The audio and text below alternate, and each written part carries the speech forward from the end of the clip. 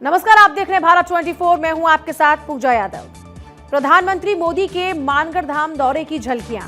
करीब 18 से 20 हजार की भीड़ थी पहाड़ पर सभा स्थल पर। नीचे भी करीब 10,000 लोगों की भीड़ आई मोदी को सुनने।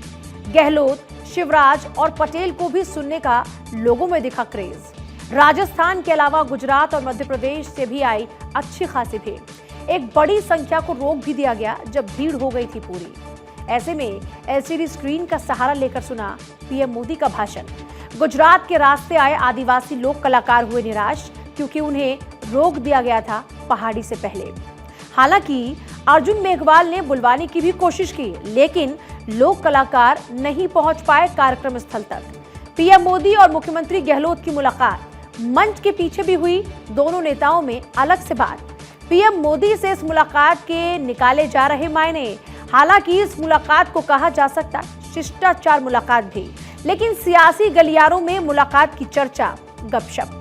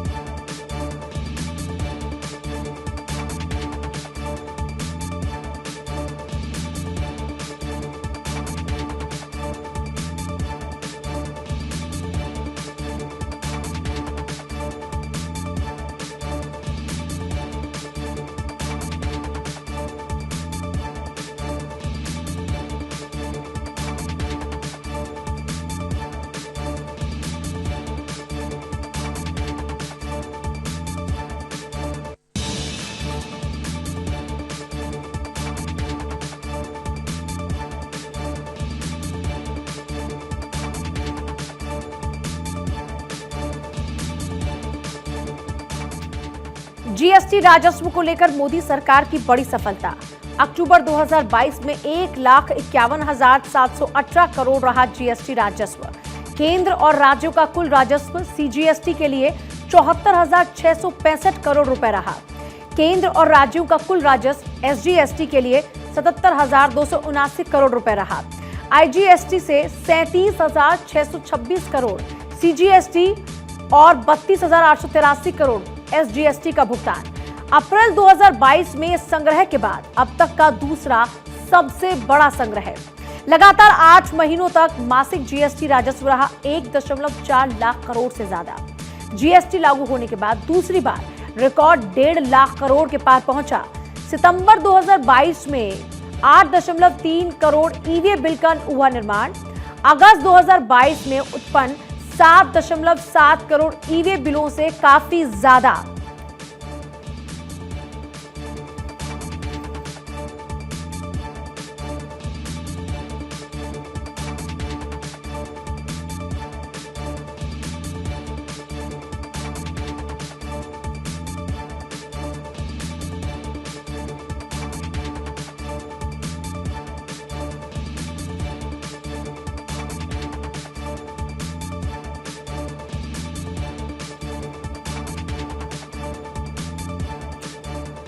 भाजपा ने करारी हार के जिम्मेदार भीतरघातियों को दिखाया बाहर का रास्ता।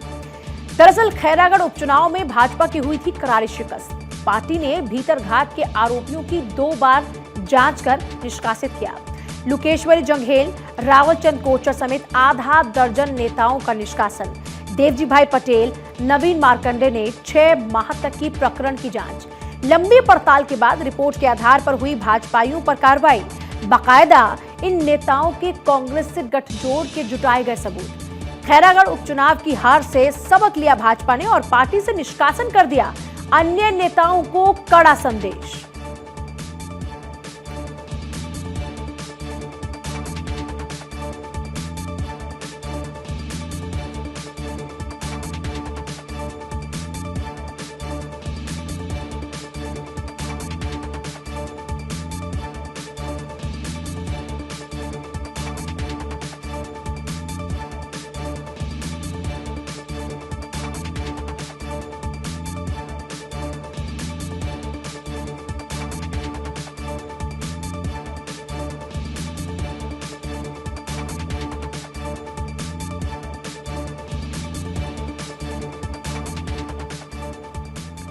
बजट वाले मंत्री जी का बिगड़ा दिवाली बजट।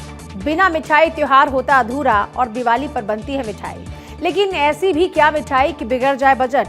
मध्य प्रदेश के एक मंत्री के साथ हुआ कुछ ऐसा ही। बजट विभाग के मंत्री जी ने बांटने के लिए थोक में मंगवा ली मिठाई। दरअसल मंत्री जी के पास है 3 विभाग, तो मिठाई भी बंटनी थी। ज्यादा लोगों को एक व्यक्ति को 3 डिब्बे का लगाया गया हिसाब और यहीं से बिगड़ गया बजट। ढेरों मिठाई बांटने के बाद भी स्टाफ में जो मिठाई थी वो बच गई, फिर भी बहुत सारे डिब्बे बच गए। अब फोन करके बुलाया कार्यकर्ताओं और अफसरों को, फिर भी बच गई मिठाई। बस अब तो हद ही हो गई और आखिर में लौटानी ही पड़ी मंत्री जी को मिठाई।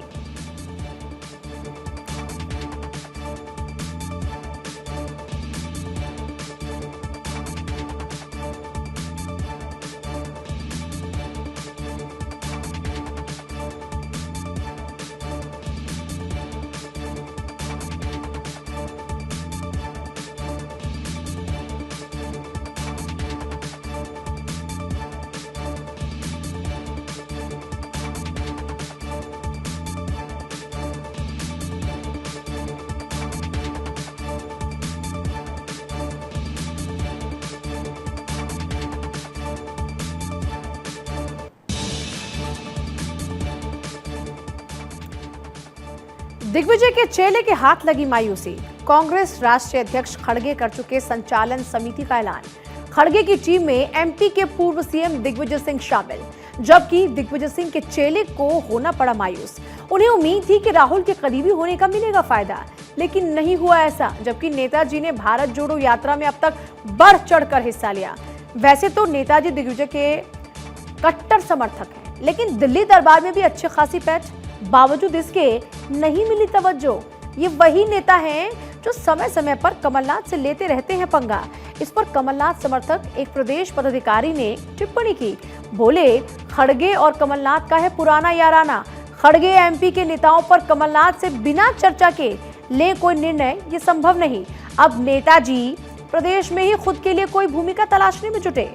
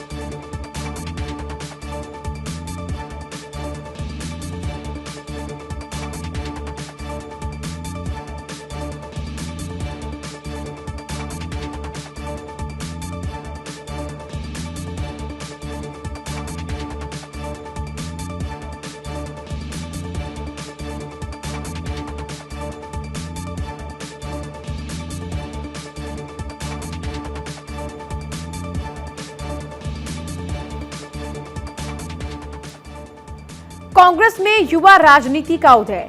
हालांकि खड़गे की टीम में पहली पंक्ति में वरिष्ठों की जगह, लेकिन दूसरी पंक्ति में युवा नेताओं को कमान संभव। प्रदेश के बजाय दिल्ली में काम करने वालों को वरीयता। अनुषंगी संगठन, प्रकोष्ठ और वॉर रूम से जुड़े युवाओं को वरीयत। पार्टी के कुछ युवा सांसदों को केंद्रीय कमेटी में भी जगह के संकेत। मणिक्कम टैगोर के अलावा दीपेंद्र हुड्डा, जेबी माथेर को मौका संभव। हिबी इडेन, गौरव गोगोई, रवनीत सिंह बिट्टू को भी जगह संभव। कर्नाटक से राज्यसभा सांसद नासिर हुसैन को बड़ी जिम्मेदारी संभव। राज्यों में बतौर सह प्रभारी मिल सकती जिम्मेदारी। कांग्रेस के प्रवक्ताओं की टीम में भी होंगे कुछ बदलाव। राहुल के करीबी कन्हैया कुमार, निखिल अल्वा को बड़ी जिम्मेदारी संभव।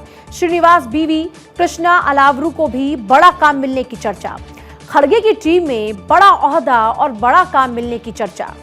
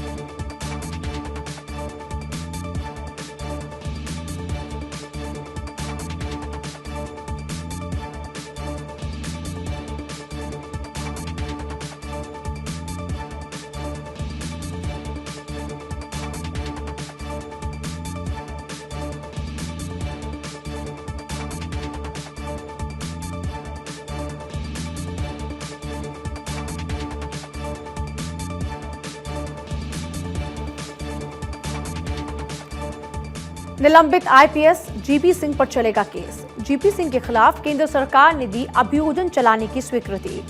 राज्य सरकार ने केंद्र से मांगी थी इसके लिए अनुमति। फिलहाल आय से अधिक संपत्ति और राजद्रोह का केस चल रहा सिंह के खिलाफ। कभी सूबे में बोलती थी जीपी सिंह की तूती। राज्य के आर्थिक अपराध शाखा और एसीबी ने जुलाई 2021 में की थी छापेमारी, जिसमें सिंह से 15 करोड़ रुपए से ज्यादा की आय का किया गया था दावा। फिलहाल 120 दिन जेल में रहने के बाद हाई कोर्ट से जमानत पर है जीपी सिंह। इस पूरे प्रकरण को जीपी सिंह ने बताया था फैब्रिकेटेड। इसी महीने कोर्ट में जीपी सिंह के खिलाफ होगी सुनवाई। 9 नवंबर को होगी रायपुर जिला कोर्ट में सुनवाई।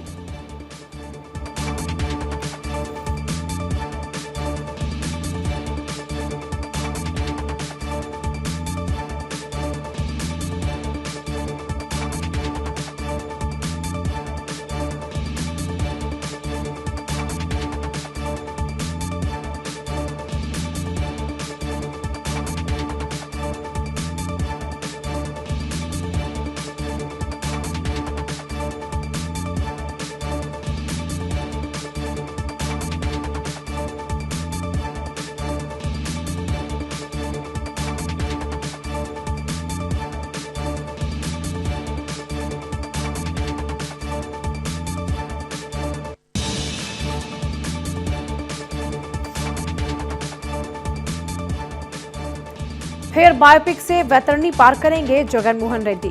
आंध्र प्रदेश सीएम जगन मोहन रेड्डी की बायोपिक रिलीजिंग की तैयारी। 2024 के विधानसभा चुनावों में बायोपिक से लुभाएंगे वोटर्स को लुभाने के लिए बायोपिक का सहारा लेंगे जगन। पिछले चुनाव में पिता की बायोपिक यात्रा से मिली थी जीत। 2009 में राजशेखर रेड्डी की हेलीकॉप्टर हादसे में हुई थी मौत। 2019 में राजशेखर रेड्डी पर बायोपिक श्रद्धांजलि यात्रा से बना था माहौल। निर्देशक माही राघवपुरी लिख रहे जगन की बायोपिक, छोटे कारोबारी से शक्तिशाली नेता के सफर का उल्लेख। बायोपिक में जगन मोहन रेड्डी की 2 दशक लंबी यात्रा तय।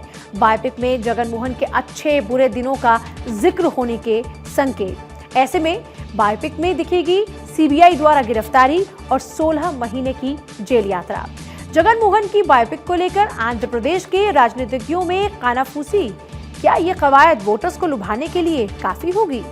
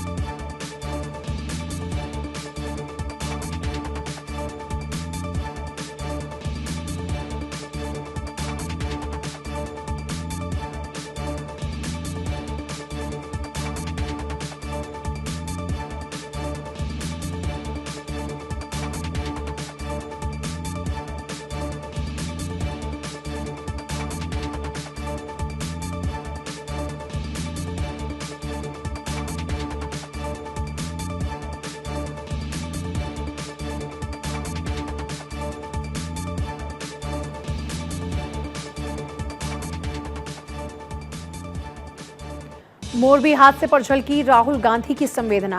राहुल गांधी ने मोरबी घटना के राजनीतिकरण को कहा असम्मानजनक। राहुल गांधी ने तेलंगाना में प्रेस कॉन्फ्रेंस में संबोधित करते हुए कहा, किसी दुर्घटना का राजनीतिकरण करना गलत। राहुल ने कहा, भारत जोड़ो यात्रा की एक आइडियोलॉजी है। कांग्रेस कार्यकर्ता और गैर कांग्रेस कार्यकर्ता अपने आप इस यात्रा से जुड़ रहे हैं।